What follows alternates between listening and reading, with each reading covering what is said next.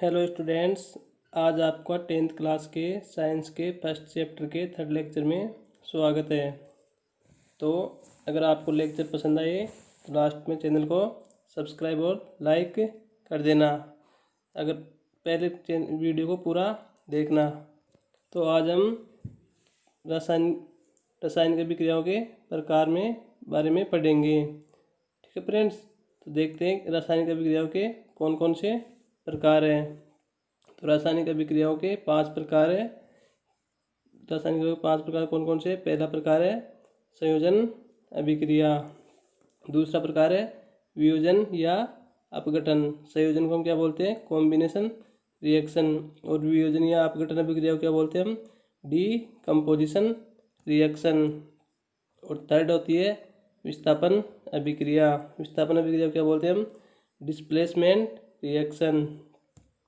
Fourth होती है द्विविस्थापन अभिक्रिया। द्विविस्थापन अभिक्रिया को हम इंग्लिश में क्या बोलेंगे? Double displacement reaction. और फिफ्थ होती है अपचयन या उपचयन अभिक्रिया। अपचयन को हम क्या बोलेंगे? अपचयन उपचयन को हम क्या बोलेंगे? Oxidation and reduction reaction. ठीक है फ्रेंड्स, तो हम आज इन 5 अभिक्रियाओं के बारे में पढ़ेंगे। तो फ्रेंड्स, हम आज पहली अभिक्रिया पढ़ते हैं। पहली अभिक्रिया है संयोजन अभिक्रिया। संयोजन अभिक्रिया के नाम से ही पता चल रहा होगा आपको। संयोजन का मतलब जोड़ना होता है। संयोजन का अर्थ जोड़ना, अर्थात 2 या 2 से अधिक अभिकारक जुड़कर एक उत्पाद का निर्माण करते हैं। तो वह कौन सी अभिक्रिया होगी? संयोजन अभिक्रिया होगी। जैसे यहाँ पे एक अभिकारक है कार्बन, दूसरा अभिकारक है ऑक्सीजन। दोनों मिलकर क्या बना रहे हैं? कार्बन डाइऑक्साइड का निर्माण कर रहे हैं। जैसे नीचे वाला उदाहरण है CaO अर्थात बुझा हुआ चूना और H2O जल। दोनों मिलकर CaOH के होल्टवाइज का निर्माण कर रहे हैं, प्लस ऊष्मा अपने को मिल रही है। तो यहाँ पे 2 या 2 से अधिक अभिकारक मिलकर एक उत्पाद का निर्माण करते हैं, अर्थात दो जुड़कर किसका निर्माण कर रहे हैं? एक का निर्माण कर रहे हैं। तो यहाँ से संयोजन का अर्थ क्या होता है? 2 या 2 से अधिक अभिकारक मिलकर यदि एक उत्पाद का निर्माण करते हो तो वह अभिक्रिया कौन सी है? संयोजन अभिक्रिया है। यहाँ पे देख लीजिए, तीसरा उदाहरण है 2Mg प्लस O2 मिलकर MgO का निर्माण कर रहे हैं। ठीक है फ्रेंड्स, तो ये कौन सी अभिक्रिया होगी? संयोजन अभिक्रिया होगी। अब देखते हैं हम संयोजन अभिक्रिया की प्रकार। संयोजन अभिक्रिया क्या है? तो संयोजन अभिक्रिया में देखते हैं हम संयोजन अभिक्रिया कॉम्बिनेशन रिएक्शन। ऐसी अभिक्रिया जिसमें 2 या 2 से अधिक अभिकारक मिलकर एकल उत्पाद का निर्माण करते हैं उसे संयोजन अभिक्रिया कहते हैं। जैसे एग्जाम्पल में आ गया, अभी मैंने बताया CaOH2 के साथ मिलकर क्या बनाता है? बुझा हुआ चूने का निर्माण करता है, प्लस ऊष्मा देता है आपको। अन्य उदाहरण कौन से हो गए? जैसे कोयले का दहन हो गया। कोयले का दहन मतलब कार्बन प्लस ऑक्सीजन मिलकर क्या बनाएंगे? CO2 का निर्माण करेंगे। ऐसे मैग्नीशियम रिबन का वायु में दहन हो गया। ये भी क्या है? संयोजन अभिक्रिया है। ठीक है फ्रेंड्स, तो आज हमने संयोजन अभिक्रिया के बारे में पढ़ा है। तो फ्रेंड्स, अब आगे एक क्वेश्चन आता है। वह क्वेश्चन कौन सा है? वह क्वेश्चन है कि सफेदी करने के 2-3 दिन बाद दीवारों पर चमक आ जाती है, ऐसा क्यों होता है? तो हम इसके बारे में अभी आपको बताते हैं। तो हम क्या जानते हैं कि बुझा हुआ चूना है, CaO है, वो जल के साथ मिलकर क्या बनाता है? सॉरी, चूना जो जल के साथ मिलकर क्या बनाता है? बुझा हुआ चूना बनाता है। तो हम क्या करते हैं? इस बुझे हुए चूने की क्या करते हैं? अपने दीवारों पर सफेदी करने के काम में लेते हैं। तो ये बुझा हुआ चूना क्या है? 2-3 दिन में धीमी गति से क्या करता है? वायु के साथ या नमी के साथ क्या करता है? क्रिया करता है और क्या बनाता है? कैल्शियम कार्बोनेट अर्थात CaCO3। कौन सा? CaCO3 का निर्माण करता है, जो क्या होता है कि चमकीली, जो क्या होता है? चमक पैदा करता है दीवार पे। तो ठीक है फ्रेंड्स, आप पता चल गया आपको इस दीवारों पर चमक क्यों आती है सफेदी करने के बाद में। ओके, अब हम अगली अभिक्रिया या अभिक्रिया नंबर 2 का पढ़ते हैं। तो अभिक्रिया सेकंड नंबर की अभिक्रिया कौन सी थी? वियोजन या अपघटन अभिक्रिया। तो हम वियोजन या अपघटन अभिक्रिया के बारे में पढ़ते हैं। तो वियोजन अभिक्रिया कौन सी होती है? जैसे आपको नाम से पता लग रहा होगा, वियोजन अभिक्रिया अर्थात अपघटन, जो वियोजन मतलब तोड़ती हो किसी को, अर्थात ऐसी अभिक्रिया जिसमें एकल अभिकारक है, क्या, इसमें एकल अभिकारक टूट कर कुछ नए उत्पाद या क्या कर लेते हैं, उत्पादों की संख्या ज़्यादा छोटे छोटे उत्पादों में प्रदान करता है। ऐसी अभिक्रिया कैसी, ऐसी अभिक्रिया जिसमें एकल उत्पाद अभिकारक टूटकर छोटे छोटे उत्पाद प्रदान करता है, क्या होती है, वियोजन या अपघटन अभिक्रिया कहलाती है। जैसे एग्जाम्पल क्या है, ferrous sulphate 2FeSO4 solid state में है, क्या है, फेरस सल्फेट है। तो ये क्या होता है, जब इस होता है तो वायु अभिक्रिया करके क्या बनता है, एक तो बनाते हैं FeO3 फेरिक ऑक्साइड, और एक होता है SO2 गैस, और एक SO3 गैस में क्या होता है, विघटित हो जाता है।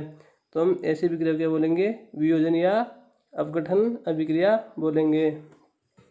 अपघटन अभिक्रिया में अभिकारकों को तोड़ने के लिए क्या, तोड़ने के लिए ऊष्मा, प्रकाश या विद्युत ऊर्जा की आवश्यकता होती है। अतः अपघटन अभिक्रिया निम्न प्रकार की होती है। अपघटन अभिक्रिया में उत्पादों अभिकारकों को तोड़ने के लिए ऊष्मा की आवश्यकता होती है, प्रकाश की आवश्यकता होती है और विद्युत की आवश्यकता होती है। तो इनके आधार पर वियोजन या अपघटन अभिक्रिया 3 प्रकार की होती है। पहली कौन सी है, विद्युत अपघटन, दूसरी ऊष्मीय अपघटन, तीसरी प्रकाशीय अपघटन। तो विद्युत अपघटन अभिक्रिया कौन सी होती है, विद्युत अपघटन अभिक्रिया में जब लिक्विड स्टेट में जल होता है उसमें हम क्या करेंगे, विद्युत धारा का प्रवाह करेंगे, तो वह H2 गैस में और ऑक्सीजन गैस में टूट जाता है। तो वह कौन सी अभिक्रिया हुई, विद्युत अपघटन अभिक्रिया हुई। ऐसे ही हम ऊष्मीय अपघटन में क्या करते हैं, CaCO3 अर्थात कैल्शियम कार्बोनेट को जब गर्म करते हैं तो वह CaO अर्थात चूने में और CO2 गैस में टूट जाता है। तो उससे क्या निकलती है, CO2 गैस निकलती है। तो ये भी कौन सी है, यह ऊष्मीय अपघटन अभिक्रिया है। ऐसे ही प्रकाशीय अपघटन, प्रकाशीय अपघटन अभिक्रिया में क्या होता है, 2HBr अर्थात 2HBr गैस अवस्था में होता है, उसमें हम सूर्य का प्रकाश डालेंगे तो वह H2 गैस और Br2 गैस में टूट जाते हैं। तो ये अपघटन या वियोजन अभिक्रिया के प्रकार थे फ्रेंड्स, ठीक है। अब आगे फ्रेंड्स अभ्यास के क्वेश्चन दिए हुए हैं, क्वेश्चन नंबर 11 और क्वेश्चन नंबर 12, तो हम इनको देखते हैं। तो क्वेश्चन नंबर 11 क्या बोल रहा है, क्वेश्चन नंबर 11 कह रहा है कि वियोजन अभिक्रिया को संयोजन अभिक्रिया के विपरीत क्यों कहा जाता है, इन अभिक्रियाओं के समीकरण लिखिए। तो अभी हमने वियोजन अभिक्रिया और संयोजन अभिक्रिया के बारे में पढ़ा है, तो आपको अच्छे से समझ में आ गया होगा। तो हम इस क्वेश्चन का आंसर देखते हैं। इस क्वेश्चन का आंसर आपको नीचे दिया हुआ है, जो क्या है, वियोजन अभिक्रिया संयोजन अभिक्रिया की क्या है, बिल्कुल विपरीत है। क्योंकि संयोजन अभिक्रिया में क्या होते हैं, तो या दो से अधिक अभिकारक मिलकर एकल उत्पाद का निर्माण करते हैं, जबकि वियोजन अभिक्रिया में क्या होता है, एकल अभिकारक टूटकर छोटे छोटे उत्पाद का निर्माण करता है। अतः संयोजन अभिक्रिया कौन सी है, जैसे संयोजन अभिक्रिया का अपने को क्या देना है, समीकरण भी देना है। तो संयोजन अभिक्रिया का समीकरण कौन सा है, कार्बन और ऑक्सीजन अभिक्रिया करके क्या बनाते हैं, कार्बन डाइऑक्साइड बनाते हैं। और वियोजन अभिक्रिया में क्या होता है, अभी हमने विद्युत अपघटन अभिक्रिया देखी थी, उसका उदाहरण दिया हुआ है। अर्थात H2O में क्या करेंगे, हम विद्युत धारा क्या प्रवाह करेंगे, तो क्या होगा, यहाँ से H2 गैस और O2 गैस में टूट जाएगी। तो ये संयोजन और वियोजन अभिक्रिया का प्रकार हो गया, ठीक है फ्रेंड्स। क्वेश्चन नंबर 11 का आंसर आपको मिल गया है। अब हम क्वेश्चन नंबर 12 को देखते हैं। तो क्वेश्चन नंबर 12 में क्या है, क्वेश्चन नंबर 12 में उन वियोजन अभिक्रियाओं के एक एक समीकरण लिखिए जिनमें ऊष्मा, प्रकाश एवं विद्युत के रूप में ऊर्जा प्रदान की जाती है। तो अभी हमने पढ़ा था, ठीक है, तो हम उनको देखते हैं। फ्रेंड्स क्वेश्चन नंबर 12 का आंसर ये 3 यहाँ से प्रकार हो जाएगी। अपने को वियोजन अभिक्रिया के ऊष्मा, प्रकाश और विद्युत के आधार पर क्वेश्चन का आंसर देना था। तो फर्स्ट, सेकंड और थर्ड ये तीनों क्वेश्चन नंबर 12 के आंसर हो जाएंगे, ठीक है फ्रेंड्स। अब फ्रेंड्स अब NCERT पुस्तक के पेज 11 के प्रश्न देखते हैं। तो NCERT बुक के 11 नंबर पेज के क्वेश्चन क्या है। तो फर्स्ट क्वेश्चन उसका, किसी पदार्थ अक्ष के विलयन का उपयोग सफेदी करने के लिए होता है। तो उसका पहला क्वेश्चन क्या है, पदार्थ अक्ष का नाम तथा इसका सूत्र लिखिए। तो अभी हमने पढ़ा था चूना होता है, जो क्या होता है हम सफेदी करने के काम में लेते हैं। तो चूने का सूत्र क्या होता है, चूने का रासायनिक नाम क्या होता है, तो उसका नाम होता है कैल्शियम ऑक्साइड अर्थात CaO। इसका रासायनिक सूत्र क्या होगा, CaO। तो इसका सूत्र भी हो गया और नाम हो गया। अब तीसरा क्या पूछा है इसमें, सेकंड में पूछा है ऊपर लिखे अक्ष पदार्थ की जल के साथ अपने को क्या करनी है, अभिक्रिया करनी है। तो हम जल के साथ क्या करेंगे, अब अभिक्रिया करेंगे किसकी, चूने की। अगर चूने की जल के साथ अभिक्रिया करेंगे तो पता है आपको फ्रेंड्स, ये अभिक्रिया हम पहले देख चुके हैं, बुझे हुए चूने का निर्माण होता है प्लस ऊष्मा प्राप्त होती है अपने को। तो ये क्वेश्चन नंबर 1 हो गया पेज नंबर 11 का। अब हम क्वेश्चन नंबर 2 को देखते हैं। क्वेश्चन नंबर 2 क्या है, क्रियाकलाप 1.7 में एक प्रणाली में एकत्रित गैस की मात्रा दूसरी से दोगुनी क्यों है, उस गैस का नाम बताइए। तो चलो हम क्वेश्चन को देखते हैं। तो फ्रेंड्स अपने को क्रियाकलाप 1.7 में क्या दिया है, एक बर्तन होता है जिसमें पानी भरा हुआ है, उसमें क्या करते हैं 2 इलेक्ट्रोड लगे हुए हैं। तो हम इन इलेक्ट्रोड पे क्या करते हैं, 2 प्रणाली पानी से भरी हुई उल्टी रख देते हैं तथा इनमें क्या करते हैं हम विद्युत धारा प्रवाहित करते हैं। तो विद्युत धारा प्रवाहित करते हैं तो क्या होता है, जैसे H2O में विद्युत धारा प्रवाहित करेंगे तो H2 गैस बनेगी और O2 गैस बनेगी, विद्युत अपघटन अभिक्रिया होगी वहाँ पे। तो जो जल विद्युत अपघटन हाइड्रोजन होगा वो तो क्या होगी, जिस प्रणाली में हाइड्रोजन गैस होगी वो क्या होगी, उसमें दुगनी गैस होगी किसकी अपेक्षा, ऑक्सीजन वाले की अपेक्षा। अतः इस हाइड्रोजन गैस की मात्रा क्या हो जाएगी, दुगनी। तो फ्रेंड्स हमने भी संयोजन और वियोजन अभिक्रिया का अध्ययन कर चुके हैं। अब हम 3 अभिक्रियाओं को और देखते हैं, विस्थापन, द्विविस्थापन और उपचयन एवं अपचयन अभिक्रिया का अब अध्ययन करेंगे। चलो हम इनको भी पढ़ते हैं। तो फ्रेंड्स अब हम विस्थापन अभिक्रिया के बारे में पढ़ते हैं। तो विस्थापन अभिक्रिया को हम पहले एक एग्जाम्पल से समझते हैं। तो माना हमने क्या है Cu ऐसो पदार्थ कॉपर सल्फेट लिया, इसकी अभिक्रिया हम किससे कराएंगे, जिंक से। तो यहाँ से क्या होगा, जिंक SO4 का निर्माण होगा और कॉपर धातु बनेगी। तो आप देख रहे होंगे यहाँ पे जिंक ने है ना, जिंक ने कॉपर को क्या कर दिया, यहाँ से विस्थापित कर दिया SO4 से, अर्थात जिंक ने कॉपर को अलग कर दिया अर्थात विस्थापित कर दिया। तो विस्थापन अभिक्रिया क्या है, यदि किसी अभिक्रिया में 2 अभिकारकों में से क्या होता है, एक अभिकारक किसी दूसरे अभिकारक को प्रतिस्थापित या विस्थापन कर देता है। तो ठीक है फ्रेंड्स, जो अधिक अभिक्रियाशील होता है तत्व वो कम क्रियाशील तत्व को क्या देता है, विस्थापित कर देता है इस विस्थापन अभिक्रिया में। तो हम अब विस्थापन अभिक्रिया को देखते हैं, परिभाषा उसकी क्या है।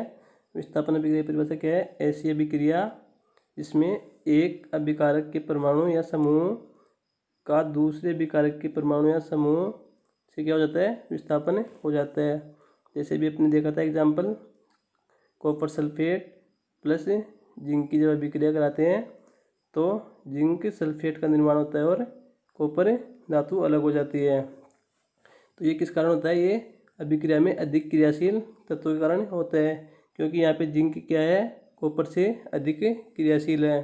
तो यहाँ पे मैं आपको नीचे अधिक क्रियाशील तत्व है उनकी क्रियाशीलता का क्रम आपको अभी दे रहा हूँ, तो आप इसको अच्छे से याद रखना। तो इस अभिक्रिया में अधिक क्रियाशील धातु कम क्रियाशील धातु क्या देती है, विस्थापित कर देती है। तो यहाँ पे अभिक्रियाशीलता की श्रेणी दे रखी है, आप उसको याद करना। तो अभिक्रियाशीलता की श्रेणी क्या है, सबसे ज़्यादा अभिक्रियाशील कौन सा तत्व होता है, पोटेशियम सबसे अधिक अभिक्रियाशील होता है, उसके बाद सोडियम, उसके बाद कैल्शियम, उसके बाद मैग्नीशियम, उसके बाद एल्यूमिनियम, उसके बाद जिंक, उसके बाद फेरस अर्थात लोहा, उसके बाद लेड अर्थात सीसा, और शीशे के बाद में क्या आता है, हाइड्रोजन, और हाइड्रोजन के बाद में क्या आता है, कॉपर, कॉपर के बाद में क्या आता है, Hg अर्थात पारा, और पारे के बाद में क्या आता है अर्जेंटम सिल्वर, और सिल्वर के बाद में क्या आता है गोल्ड। तो अभी हमने एग्जाम्पल में देखा था, क्या है एग्जाम्पल में देखा था, जिंक ने है ना कॉपर को क्या था विस्थापित किया था, अर्थात जो ऊपर की तरफ होगा वो इन सब नीचे वाले को क्या कर देगा विस्थापित कर देगा। जैसे अगर पोटेशियम और सोडियम का आता है तो पोटेशियम सोडियम को विस्थापित कर देगा, सोडियम कैल्शियम, सोडियम अपने से नीचे वाले सभी को विस्थापित करेगा, पोटेशियम अपने से नीचे वाले को विस्थापित कर देगा। ठीक है फ्रेंड्स, तो ऐसे अपने को याद रखना है। इसका अपन एक शॉर्टकट भी दिया हुआ है, तो आप इसको याद कर लेना है शॉर्ट ट्रिक से। अब हम कुछ एग्जाम्पल से समझते हैं। जैसे अब हम देखते हैं एग्जाम्पल ZnSO4 और कॉपर। ZnSO4 है और कॉपर की जब अभिक्रिया करवाते हैं तो यहाँ पे कोई भी रिएक्शन नहीं होगी, क्योंकि देखो इस सारणी में क्या है कॉपर जिंक से नीचे है, तो जिंक को विस्थापित नहीं कर पाएगा। और Pb की जब अभिक्रिया हम कॉपर क्लोराइड से करवाते हैं तो क्या होता है Pb क्या होता है कॉपर को क्या कर देता है विस्थापित कर देता है और Cl2 के साथ जुड़ जाता है, क्योंकि Pb क्या है कॉपर से सारणी में ऊपर है। ऐसे ही फेरस और कॉपर सल्फेट की जब अभिक्रिया करवाते हैं तो फेरस सल्फेट बन जाता है और कॉपर अलग हो जाता है, क्योंकि फेरस कॉपर से ऊपर है, अतः फेरस सल्फेट का निर्माण हो जाता है। इसलिए ये जिंक सल्फेट और कॉपर वाली अभिक्रिया नहीं होती है। ठीक है फ्रेंड्स, तो अपने को ये सारणी याद रखनी है। अब हमने विस्थापन अभिक्रिया पढ़ लिया है, अब हम द्विविस्थापन अभिक्रिया को पढ़ते हैं। तो द्विविस्थापन अभिक्रिया कौन सी होती है? वे अभिक्रियाएं जिनमें अभिकारकों के बीच आयनों का आदान प्रदान होता है उन्हें हम क्या कहते हैं? द्विविस्थापन अभिक्रिया कहते हैं। जैसे एग्जाम्पल से समझते हैं हम, तो एग्जाम्पल क्या है? सोडियम सल्फेट की जब अभिक्रिया हम बेरियम फ्लोराइड से करवाते हैं तो उत्पाद के रूप में क्या बनता है? Barium sulphate plus sodium chloride बनता है। तो देखिए फ्रेंड्स, क्या होता है इसमें अभिकारकों के बीच क्या होता है? आयनों का आदान प्रदान होता है। अर्थात अगर एक धन आयन है एक ऋण आयन है तो धन आयन और ऋण आयनों का आदान प्रदान हो जाते हैं। जैसे सोडियम सल्फेट में सोडियम क्या है? धन आयन है और सल्फेट क्या है? ऋण आयन है। ऐसे ही बेरियम क्लोराइड में बेरियम धन आयन है और क्लोराइड या क्लोरीन ऋण आयन है, तो यहाँ से इनका आदान प्रदान हो जाएगा। अर्थात क्लोरीन ऋण आयन है वो सोडियम धन आयन के साथ जुड़ जाएगा और यहाँ से क्या बना लेगा? NaCl बना लेगा। ऐसे ही यहाँ पे बेरियम क्या था? धन आयन था और सल्फेट क्या था? ऋण आयन था, तो बेरियम किसके साथ जुड़ जाएगा? सल्फेट के साथ जुड़ जाएगा। इस प्रकार से ये आयनों का क्या कर लेते हैं? आदान प्रदान कर लेते हैं। इसके अन्य उदाहरण देखते हैं द्विविस्थापन अभिक्रिया के। कॉपर सल्फेट में कॉपर क्या है? धन आयन है और सल्फेट क्या है? ऋण आयन है। और NaOH में सोडियम क्या है? अर्थात Na धन आयन है और OH ऋण आयन है। तो अब ये धन आयन और ऋण आयन क्या कर लेंगे? आपस में आदान प्रदान कर लेंगे। तो कॉपर धन आयन था तो इसके साथ क्या आ जाएगा? OH ऋण आयन जुड़ जाएगा और Na धन आयन था तो इसके साथ क्या जुड़ जाएगा? SO4 ऋण आयन जुड़ जाएगा। तो कॉपर के साथ OH जुड़ेगा तो क्या बनेगा? CuOH का होल टू आइज। और Na के साथ SO4 जुड़ेगा तो क्या होगा? Na2SO4 का Na2SO4। ऐसे ही अन्य उदाहरण इसका KCl और AgNO3 की अभिक्रिया करवाते हैं तो AgCl और KNO3 बनता है। तो फ्रेंड्स, ये अभिक्रिया कौन सी हो गई? द्विविस्थापन अभिक्रिया हो गई। अब हम आगे चलते हैं। अब हम एक अलग से पॉइंट या नोट पढ़ते हैं जिसमें क्या है? जिस अभिक्रिया में जल में अविलेय लवण या अवक्षेप प्राप्त होता है वह अभिक्रिया कौन सी होती है? अवक्षेपण अभिक्रिया कहलाती है। जैसे Na2SO4 की अभिक्रिया जब हम BaCl2 से करवाते हैं तो BaSO4 बनता है और NaCl एक्वस बनता है। तो यहाँ पे क्या होता है? BaSO4 क्या होता है? एक श्वेत रंग का पदार्थ जो जल में अविलेय होता है। अर्थात अविलेय पदार्थ को हम क्या कहते हैं? अवक्षेप कहते हैं। तो यह अभिक्रिया कौन सी होगी? अवक्षेपण अभिक्रिया होगी। अब हम अभ्यास की क्वेश्चन करते हैं। तो अभ्यास के क्वेश्चन में क्वेश्चन नंबर 13 को देखते हैं। तो क्वेश्चन नंबर 13 क्या कह रहा है कि विस्थापन एवं द्विविस्थापन अभिक्रियाओं में क्या अंतर है, इन अभिक्रियाओं के समीकरण लिखिए। तो अभी हमने विस्थापन अभिक्रिया पढ़ी है और अभी द्विविस्थापन अभिक्रिया भी पढ़ ली है, तो इनमें अंतर कर सकते हैं और इनके समीकरण भी आपको पढ़ा दिए गए हैं। हम अब क्वेश्चन नंबर 14 देखते हैं। क्वेश्चन नंबर 14 क्या बोल रहा है। क्वेश्चन नंबर 14 में है सिल्वर के शोधन में सिल्वर नाइट्रेट के विलयन से सिल्वर प्राप्त करने के लिए कॉपर धातु द्वारा विस्थापन किया जाता है। इस प्रक्रिया के लिए अभिक्रिया लिखिए। तो सिल्वर नाइट्रेट का फॉर्मूला क्या होता है, AgNO3 होता है और कॉपर से क्या करना है, अपने को विस्थापन करवाना है।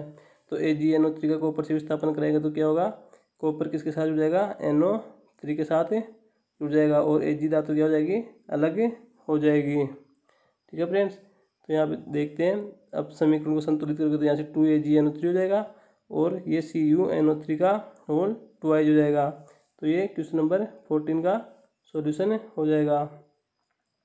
और क्वेश्चन नंबर 15 क्या है, अवक्षेपण अभिक्रिया से आप क्या समझते हैं, उदाहरण देकर समझाइए, जो भी मैंने आपको बता दी है। तो अब आगे चलते हैं। ठीक है फ्रेंड्स, अब हम इस लेक्चर को यहीं पे ख़त्म करते हैं और आगे का नेक्स्ट लेक्चर में पढ़ेंगे। Thank you so much. Okay friends.